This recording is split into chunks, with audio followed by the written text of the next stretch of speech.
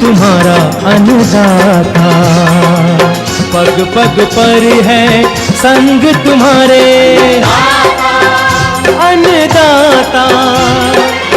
लहू किसानों का बन के पसीना सींचता है धरती का सीना। मेहनत का तेरी हक दिलवाने, नई तकनीक नई खोज बताने।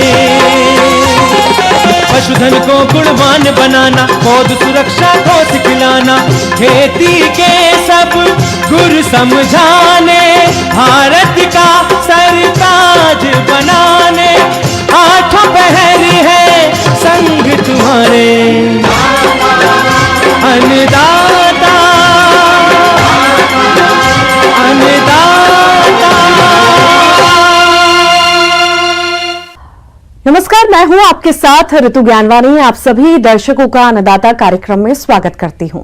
हमारे देश का किसान जन का पोषक है, वो श्रम का देवता है, अन्नदाता है, उसमें ही भारत की आत्मा निवास करती है। ऐसे ही किसानों की प्रगति के लिए हम खेती बाड़ी से जुड़ी हुई बहुत सी नई लाभकारी जानकारियां हर रोज सुबह लेकर आते हैं। तो चलिए कार्यक्रम शुरू करने से पहले देखते हैं क्या है आज के अन्नदाता कार्यक्रम में।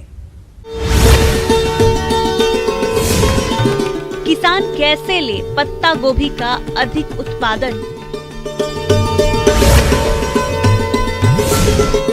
ग्लैडियोलस की खेती करके कम समय में ले अधिक लाभ।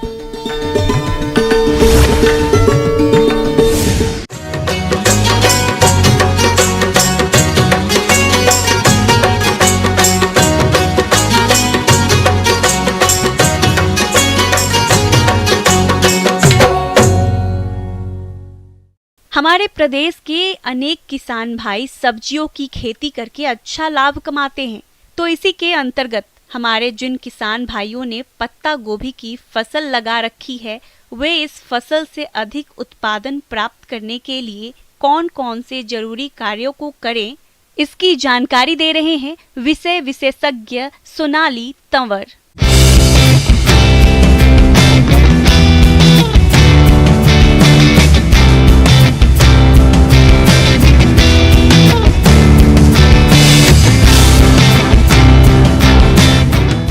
किसान भाइयों नमस्कार, कार्यक्रम अन्नदाता में आपका बहुत बहुत स्वागत है। जैसा कि आप जानते ही हैं कि रबी का मौसम चल रहा है और आज हमारी चर्चा का विषय है पत्ता गोभी। पत्ता गोभी एक ऐसी फसल है जो ठंड में अत्यधिक फलती फूलती है। तो पत्ता गोभी में अगर बात करें हम सिंचाई की, तो पत्ता गोभी एक ऐसी क्रॉप है जिसमें आपको लगातार सिंचाई नहीं करनी है। जब आपकी फसल वेजिटेटिव स्टेज में है, मतलब वानस्पतिक वृद्धि जब आपकी फसल कर रही है, उस समय आप हल्की हल्की सिंचाई करते रहें, लेकिन वो भी आपको 10 से 15 दिन के अंतराल पर करना चाहिए। अगर आपने एकदम से बहुत हाई डोज वाली सिंचाई कर दी या भारी सिंचाई कर दी, तो उससे क्या होगा कि आपकी भूमि शुष्क है, आपने हो सकता है कई दिनों तक सिंचाई न की हो और एकदम से आप सिंचाई कर दें, तो आपकी शुष्क भूमि पर जो आप भारी सिंचाई करेंगे उसकी वजह से आपके जो पत्ता गोभी के हेड हैं, सीड्स हैं, वो फट जाएंगे। ऐसी स्थिति उत्पन्न ना होने दें, इसीलिए आप हल्की सिंचाई करते रहें और 1 सप्ताह में 2 सप्ताह में एक बार सिंचाई करें 10 से 15 दिन के अंतराल पर।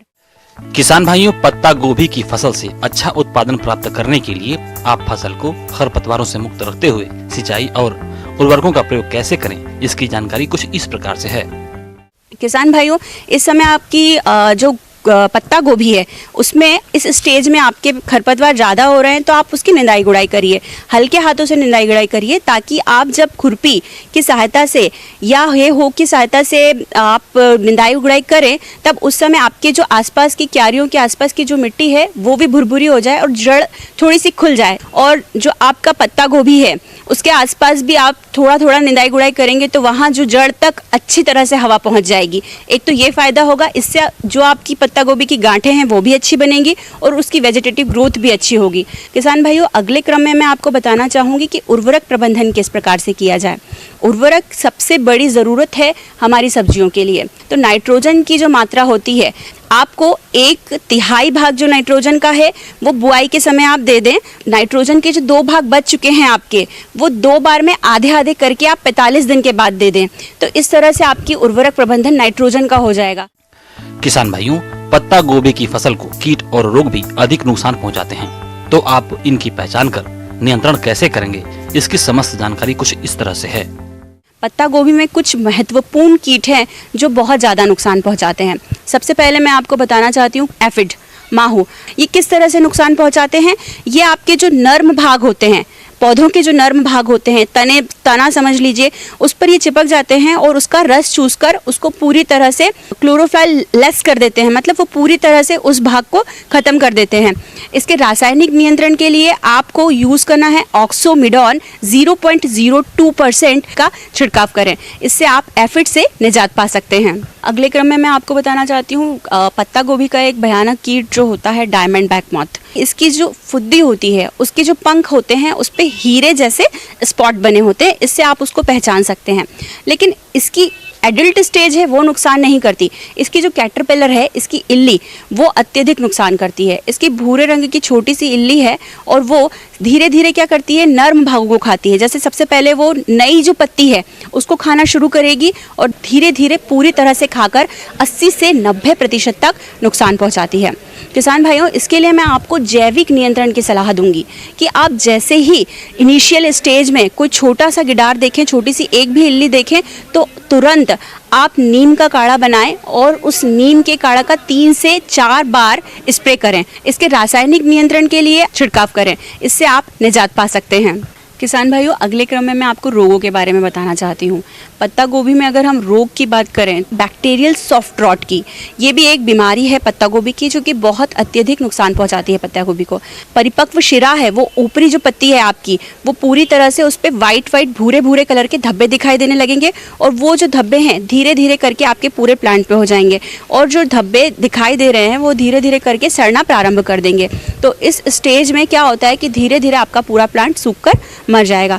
तो ये कुछ बीमारियां हैं, इनसे बचाव के लिए आप यही कर सकते हैं कि आप सबसे पहले सीड ट्रीटमेंट करें, फिर आप सॉइल ट्रीटमेंट करें। इससे आपकी नर्सरी में होने वाले जितनी भी बीमारियां हैं, जितने भी रोग हैं, उनसे आप निजात पा सकते हैं। और एक चीज़ और बताती हूँ कि जब भी आपको लग रहा है कि बहुत ज़्यादा ठंड हो रही है, बहुत ज़्यादा पाले की संभावना पड़ रही है, तो उस समय आप हल्की सिंचाई कर दें। और एक चीज़ और है कि आप 2 तरह से रस्सी बांधिए और उसको थोड़ा सा आपकी फसल पर रब करिए, मतलब फेर दीजिए, जैसे कि जो ओस की बूंदें जो जमी हैं, जो प्रॉपर नुकसान पहुंचा रही है, उससे आपको निजात मिल सकता है। किसान भाइयों, अब लेते हैं एक छोटा सा ब्रेक।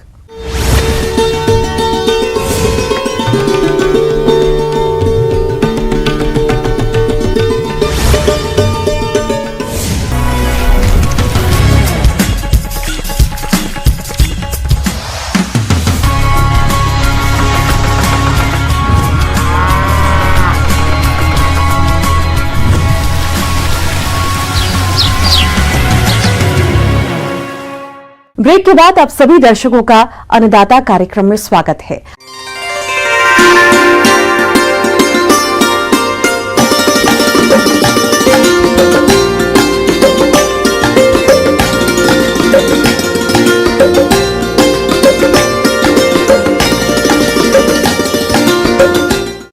फूलों में ग्लैडियोलस की मांग अच्छी होती है। इसकी खेती से किसानों को लगभग 4 माह में अच्छी आमदनी हो जाती है। अगर आप इसकी खेती करना चाहते हैं तो इसकी रोपाई अगस्त से लेकर फरवरी तक कर सकते हैं। तो इसकी कौन कौन सी उन्नत किस्में हैं और रोपाई में किन किन बातों का ध्यान रखना है, बता रही हैं डॉक्टर पूनम होरो।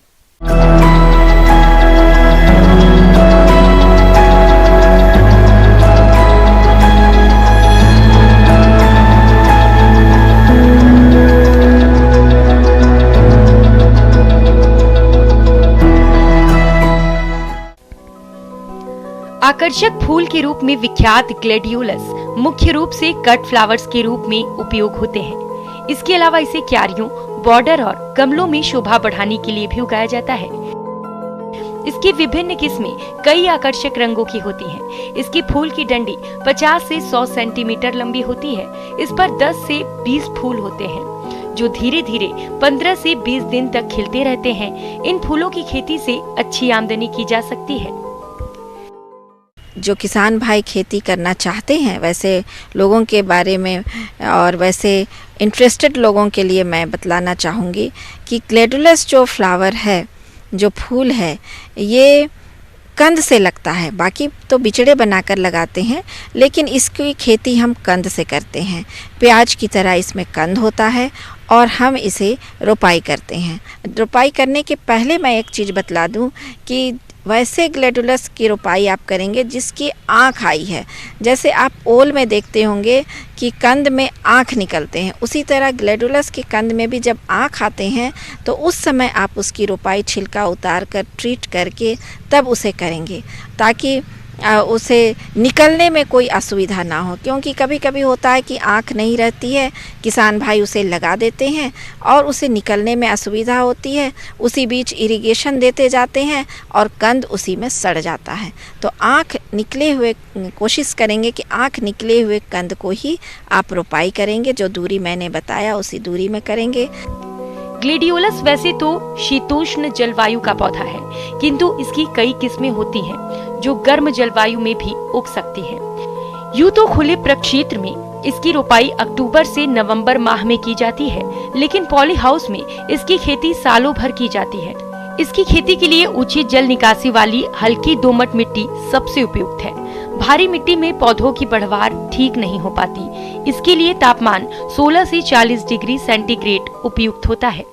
जहाँ तक बात है कि इसकी भी खेती हम गेंदा की तरह सालों भर कर सकते हैं, लेकिन वैसे प्रदेशों में जहाँ मिट्टी में पानी नहीं जमता है, जहाँ ढालुआ ज़मीन है और मिट्टी जो होती है उसी तरह बलुआही दोमट मिट्टी होती है जिसमें पानी नहीं जमता है, तो वैसे खेतों का ही चुनाव करेंगे जिसमें मुख्यतः सब्जियां लगती हैं।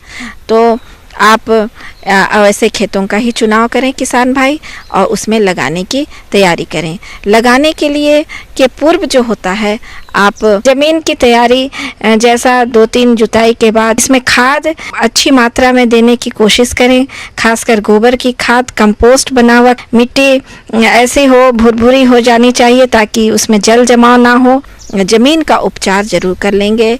कोई भी तरह के आप ले लेंगे ज़मीन के उपचार के लिए, चाहे लिंडेन, फॉर्मेलिन, कोई भी दवा लेकर ज़मीन का उपचार कर लेंगे, या चाहे तो प्लास्टिक से आप ढक भी देंगे ट्रीट होने के लिए। 1 महीने के बाद इसकी क्यारी बनाएंगे। क्यारी में जो दूरी हमने बताई है वही दूरी आप करके उसे रोपाई करेंगे। वैसे जगह जहाँ पर ग्लेडुलस की खेती पॉली हाउस या नेट हाउस में होती है, तो ये वैसे प्रदेशों में होती है जहाँ की काफ़ी ठंड पड़ती है, बर्फ़बारी होती है, तो वैसे प्रदेशों में आप नेट हाउस या पॉली हाउस में ग्लेडुलस लगा सकते हैं।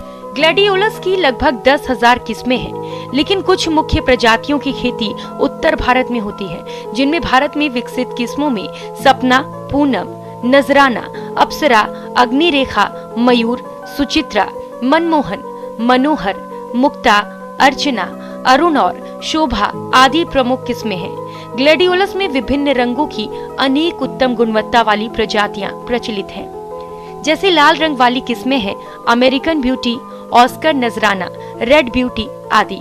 इसी प्रकार गुलाबी रंग वाली किस्में पिंक फ्रेंडशिप, समर पर्ल। नारंगी रंग के लिए किस्म है रोज सुप्रीम। इसी प्रकार सफेद रंग वाली किस्में हैं white friendship, white prosperity, snow white और मीरा। पीले रंग वाली किस्में हैं टोपाल, सपना, TS14 और बैंगनी रंग वाली किस्म है हर मैजेस्टी। किसान इन किस्मों की खेती कर सकते हैं। तो सबसे पहले मैं बताना चाहूँगी कि कंद जो होता है ग्लेडुलस का, इसमें देखेंगे आप काफ़ी बड़े कंद भी आते हैं, छोटे कंद भी आते हैं। किसान भाइयों, मैं बतलाना चाहूँगी कि ग्लेडुलस के जो कंद होते हैं वो डिफरेंट साइज के होते हैं, लेकिन हम कहेंगे कि 3 से 4 सेंटीमीटर के जो कंद होते हैं वो काफ़ी उपयुक्त होते हैं। किसान भाई उसे लगा सकते हैं अपने खेतों में ताकि उन्हें अच्छे फूल की प्राप्ति हो। तो हमारे जो किसान भाई इसे लगा रहे हैं, तो सबसे पहले मैं बतलाना चाहूँगी कि ग्लेडुलस के कंद में छिलका होता है। लगाने से पूर्व आप उस छिलके को हटा लें और फिर उसकी रोपाई करें। रोपाई करने के समय उसे बेविस्टीन के घोल से या कोई भी फंगीसाइड के घोल में आप उसको रखकर 10 मिनट रखकर उसे छोड़ दें और फिर उसे पानी से निकाल लें ताकि वो ट्रीट हो जाए और उसमें किसी तरह की कोई कंद में कोई बीमारी ना हो।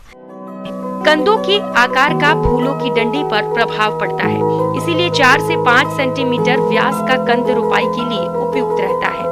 1 हेक्टेयर में कुल 1.5 लाख कंद लग सकते हैं। कंदों को रोपाई से पहले 0.2% बाविस्टिन के घोल से उपचारित कर लेना चाहिए, क्योंकि कंदों में फ्यूजेरियम नाम की बीमारी लगती है। रोपाई कतार से कतार की दूरी 30 सेंटीमीटर व पौधे से पौधे की दूरी 20 सेंटीमीटर रखते हुए करें। कंदों को भूमि में 5.5 से 6.5 सेंटीमीटर गहरा लगाना चाहिए। इसे जो लगाने की दूरी होती है ये 20 सेंटीमीटर से 25 सेंटीमीटर तक की होती है, या लोग घना भी लगाते हैं 15 सेंटीमीटर में।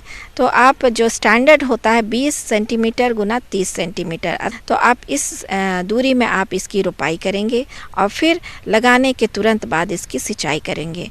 और लेकिन चूंकि ग्लैडुलस एक लंबा ड्यूरेशन का पौधा है, तो जहाँ ओपन में हो सकता है, जहाँ खुले में हो सकता है, वहाँ के लोग खुले में ही इसे लगाएं, क्योंकि जहाँ बर्फ़बारी नहीं हो रही है, जहाँ वहाँ पर चिलिंग टेम्परेचर नहीं है, तो वहाँ के लोग इसे खुले में ही लगाएं तो बहुत बढ़िया होगा। और जहाँ पानी नहीं जमता है जिन प्रदेशों की मिट्टी में, तो वैसे लोग सालों भर इसकी खेती कर सकते हैं जहाँ सिंचाई की सुविधा होती है। आगे और भी है खेती बाड़ी से जुड़ी हुई बहुत सी रोचक जानकारियां। यहाँ रुकेंगे एक और ब्रेक के लिए।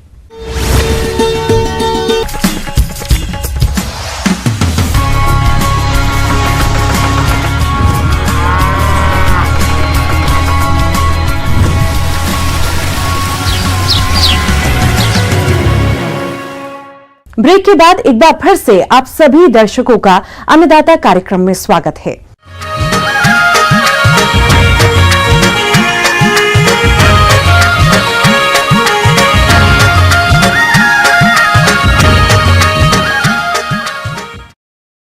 सरसों की फसल को माहू कीट से अधिक नुकसान होता है। अगर इस फसल को आप इस कीट से बचा लेंगे तो ही आपको अच्छी उपज मिलेगी। इस समय सरसों की फसलों में इस कीट के प्रकोप का समय आ गया है, तो इसके नियंत्रण के लिए किन किन तकनीकी बातों पर ध्यान दें, बता रहे हैं एक विषय विशेषज्ञ।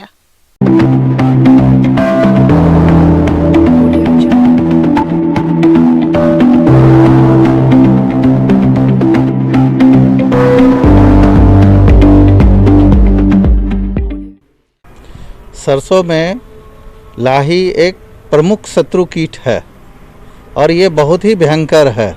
ये बहुत ही छोटा जीव होता है और ये भयंकर इसलिए होती है क्योंकि इसमें निषेचन क्रिया की ज़रूरत नहीं होती है और ये खुद ब खुद सीधे बच्चे ही देते हैं, अंडे नहीं होते हैं, बच्चे देते हैं।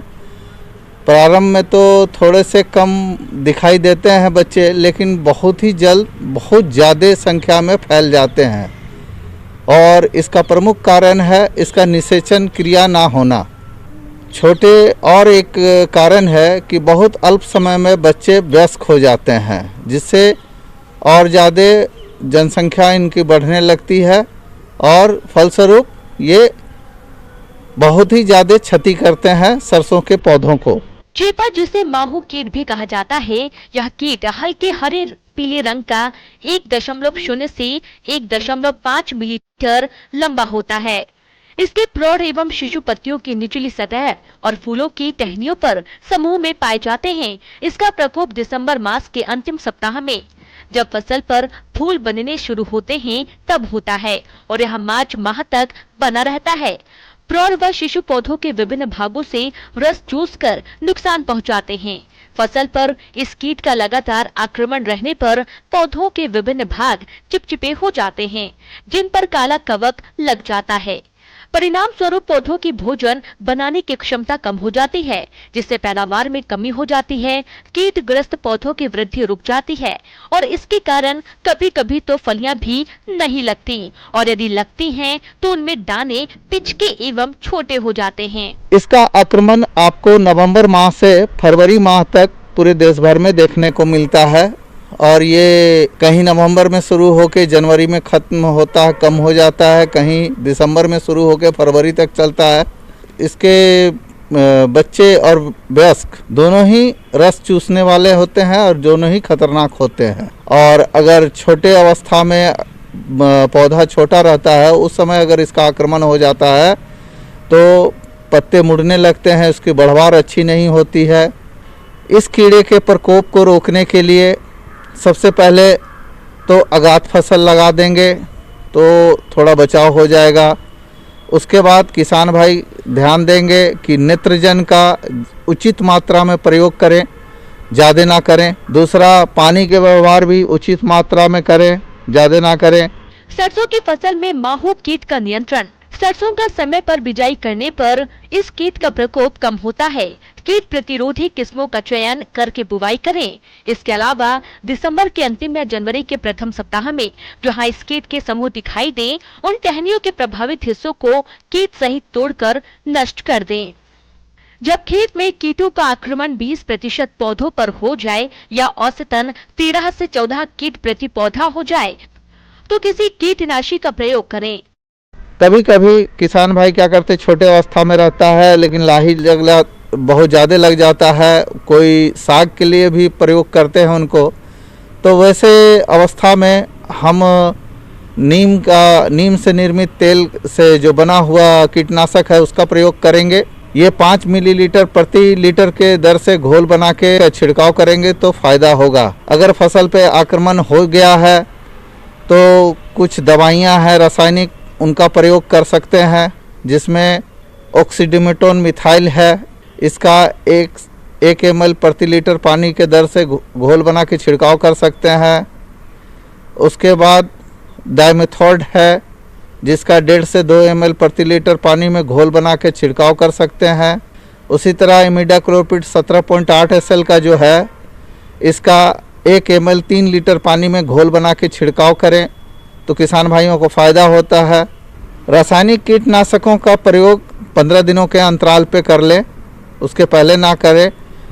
और जो नीम से तेल का है उसको भी 12 से 15 दिन के अंतराल पे इसका प्रयोग करें अगर ज़रूरत हो तो। रासायनिक कीटनाशक और उसका जब तक ज़रूरत ना हो तो किसान भाई कृपया प्रयोग ना करें। देख लें, क्षति के स्तर के हिसाब से इसका प्रयोग करेंगे, जैसा कि मैंने पहले बताया हुआ है।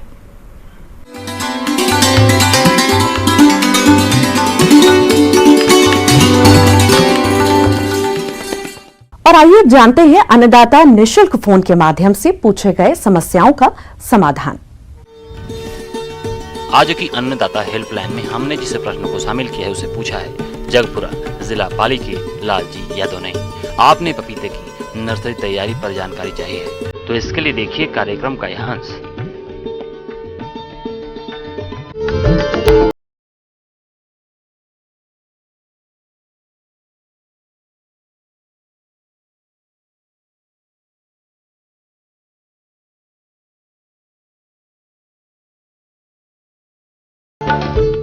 जो किसान भाई पपीता की खेती करना चाहते हैं उसके लिए सबसे पहली बात ये जानना है कि पपीता एक बहुत ही बहुवर्षीय पौधा होने के साथ ही बहुत शाकीय पौधा है और यह पौधा लगभग 30 से 35 किलो से लेकर के 50-60 किलो तक उत्पादन देता है और इससे किसान भाइयों की आमदनी भी बहुत अच्छी होती है। इसके लिए सबसे पहले तो ये चुनाव करना है कि हमें किस तरह के खेतों में पपीता की खेती अच्छी होगी वो जानना जरूरी है।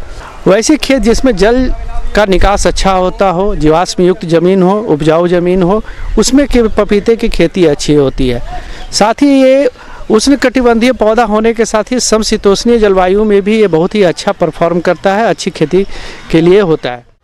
दूसरी बात यह है कि पपीता के लिए नर्सरी बेड बनाना बहुत ही आवश्यक है। अगर आपके स्वस्थ पौधे नहीं होंगे तो उसका उत्पादन भी हम बढ़िया नहीं ले सकते हैं। बेड बनाएंगे वो कम से कम 1 से 1.5 महीने पहले बनाना है और उसकी तैयारी भी 1 से 1.5 महीने पहले करनी है। तो सबसे पहली बात है कि ये ऊंची वाली नर्सरी बनानी है जो कम से कम ज़मीन सतह से 15 सेंटीमीटर ऊपर हो और ये 3 मीटर लंबा और 1 मीटर चौड़ा जो आपको पपीता की नर्सरी होनी चाहिए।